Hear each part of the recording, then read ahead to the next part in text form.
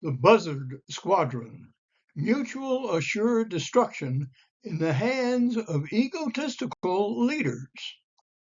A B-36 is deployed to drop a low-yield atomic bomb on an isolated Siberian village to forestall a catastrophic nuclear exchange that can destroy the world. Script facts: high budget, modern day. It'll have 115 pages, 167 scenes, 120 locations in the US, Alaska, Europe, and Asia, 65 actors, a B-36 set, 4 B-52s, 1 MiG-31 or similar. The screenplay, Buzzard Squadron 2 in the festival, was written to provide the framework for a 200-page novel, which is now in production, which can provide multiple materials for a 3-part series. The title of the novel is Petrov's Escape. What is this to be? It can be a single ultra-expensive feature film at $500 million, or a 3-part series at $175 million each, an animated feature at $200 million, or a 3-part animated series at $100 million each. In the series, part 1 would be Petrov's early life in Siberia. He saw his father killed in front of him.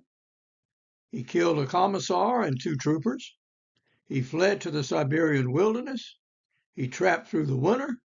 He was mauled by a brown bear, aided by a native family, traded with a Chinese Tong leader, and agreed to substitute for a look-alike Jewish inductee in the Russian Federation Army so he could get to Ukraine and ultimately defect.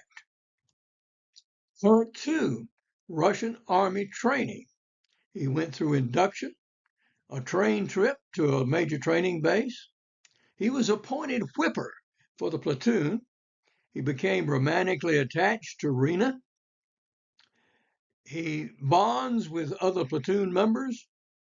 He went rugged training with weapons in the snowy mountains. They visited a spa, did a cross-country trip to Ukraine. He defects to the Ukrainian army. He is shot by Irina, his girlfriend, as a traitor. Learn's best friend is a KBG mole who is honor-bound now to hunt him down and kill him, and was recruited by the CIA and is to be flown to the United States. Part 3, A-Bomb on the Homeland. He arrives in the United States. He's driven across the country to Arizona. He digs for diamonds in Arkansas. He arrives at Davis-Monthan Air Force Base in Tucson. He learns about the Buzzard Squadron as an inductee. He helps fix the aircraft. He is deployed to Shemya, Alaska, trains a gray fox. He's conflicted after he learns that this bomb is to be dropped on the homeland, which may contain even his own son. He complains mightily about that, but nevertheless he participates. And he agrees to return after the bombing mission, and they arrive back in Alaska with a defector in a MiG-31. In the concluding scene, he rejoins the Buzzard Squadron crew at the Smithsonian Air and Space Museum, when the B-36 is actually installed in an installation at the museum. Diver meets James Bond meets Top Gun. Significant characters. We have a series of characters on both the American and the Russian side, and we attempt to portray these as realistic people facing real-life situations. Our leader, Commander Jack Reynolds, who actually pilots the B-36 and is the head of the Buzzard Squadron in toto, he is gay, and he has relationships that complicate the mission considerably. We have others on the Russian side who meet real-life problems concerning the installation and operation of their facilities, and all of this takes place in a record snowstorm. So everyone is beset by difficulties of weather, personnel, and conflicts. Nonetheless, they try to the best of their abilities to complete their jobs, whatever they might be. The segment of the film, or the first movie, takes place in Alaska. We have identified a series of locations where it can be shot both in Alaska as well as in the United States. Segment or movie 2 would be at military bases across Alaska. These include Fort Richardson, Elmendorf Air Force Base, Fort Greely, the Alaska Nordic Spar, the Alaska Railroad, and Shemya Island. The third segment, or movie 3, is The Attack. And this takes place with a little bit of history. We start off with Davis Monthan Air Force Base, where we first see a B-52, and the Air Force Base Boneyard, where we first find the B-36, large hangar, new temporary offices in that hangar, towing the B-36, animated views of the inside of a cleaned up B-36, using old footage of B-36s and B-52s for the initial flight of the squadron, and a new set for the B-36, including a star shot with a sextant from the cockpit. We are fortunate to have pictures and movies of the B-36 that were shot during the day, including a famous one starring Jimmy Stewart titled Air Command. These are views of the interior, including the famous tunnel that the B-36 had, as well as the tail gun area. B-36 would have to be built as a set because no existing aircraft are available, nor are any parts available. Now, the advantages of using the set are universal. Can be erected anywhere, usable in any weather, does not have to be true to the original in this case, because we know this aircraft is going to be extensively modified. You can shoot the scenes rapidly, you can determine its optimum camera positions, and many similar examples of such sets, but it can't look too much like a Star Wars. And we have existing formats to follow. Problems, it's like shooting in a cigar tube. Everything is rounded. Sometimes focus problems are going to be difficult.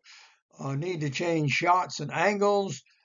Rapid shooting encouraging errors. And some would call all of this non-authentic, which of course it is and cannot be authentic. There are 3 aircraft that we will be following in the screenplay. The first, the one that actually makes a strike in Russia, is Buzzard 1, which is the B-36. And we have Commander Jack Reynolds and his other officers here and their positions. The crews of the B-52s are smaller. This is a crew of Betty Buster, Major Sam Collins, Captain Bosanac Boss Brown, Lieutenant Chin Wee, Captain Breesney, and Captain Quinn. These are all different ethnicities, and that is personal and intended. They all have their own life problems and life stories, and we briefly describe these in the screenplay. The second B-52 is Luella LaCruel, and this is headed by Captain Tom Eagle Anderson, and he is very much a Top Gun kind of character. And we have added to this significantly Captain George Hampton, who is an Australian observer who is added to the crew in Australia. On the Russian side, we have crews of MiG-31s as well as members of various installations that are destroyed or damaged or participate. And these are the crew members of the MiG-31s. Now, the MiG-31 carries a pilot and an observer, and these are purposefully of different sexes as well as different ethnicities, as reflect the Russian population. We use other aircraft, including these fighter jets, who escort the B-36 home after the mission. The production realities are that there are no B-36s exist, and that plane is in 31 scenes. All flying MiG-31s are in Russia, and those are in 10 scenes.